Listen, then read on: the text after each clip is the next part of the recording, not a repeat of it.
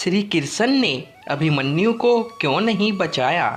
पौराणिक मान्यताओं के मुताबिक अभिमन्यु को चंद्रदेव के पुत्र वर्चा का अवतार माना जाता है।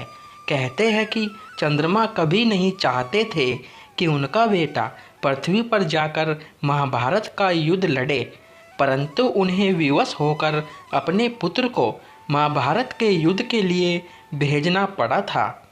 दरअसल दुष्टों के विनाश के लिए भगवान विष्णु अवतार लेते थे। भगवान विष्णु का साथ देने के लिए सभी देवताओं को पृथ्वी पर या तो अपना अवतार लेना पड़ता था या फिर अपना पुत्र उत्पन्न करना पड़ता था।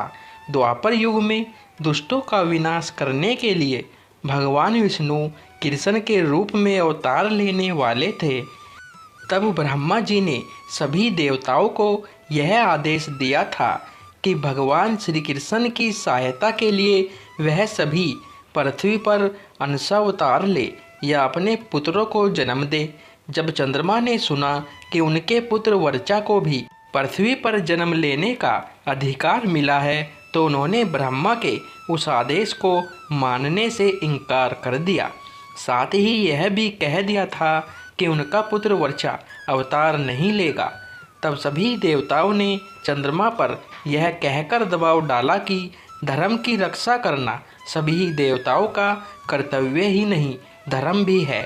इसीलिए वे अथवा उनका पुत्र अपने कर्तव्य से विमुख कैसे हो सकते हैं। देवताओं के इस प्रकार दबाव डालने पर चंद्रमा विवश हो गए थे, लेकिन फिर भी उन्होंने देवताओं के सामने एक शर्त रख दी। वह शर्त यह थी कि उनका पुत्र ज़्यादा समय तक पृथ्वी पर नहीं रहेगा। साथ ही भगवान श्री कृष्ण के मित्र देवराज इंद्र के पुत्र अर्जुन के पुत्र अभिमन्यु के रूप में जन्म लेगा। वह भगवान श्री कृष्ण और अर्जुन की अनुपस्थिति में अकेला ही अपना पराक्रम दिखाता हुआ वीर गति को प्राप्त करेगा, जिससे तीनों लोकों में उसके पराक्रम की चर्चा होगी।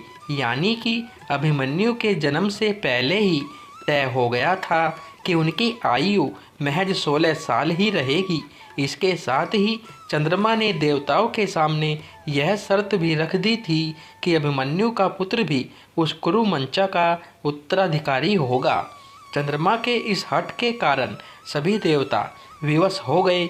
तब चंद्रमा के पुत्र वर्चा ने महारथी अभिमन्यु के रूप में जन्म लिया था, जिसके बाद द्रोणाचार्य द्वारा रचे गए चक्रव्यूह में अपना पराक्रम दिखाकर अल्पायु में ही वीर गति को प्राप्त हो गए।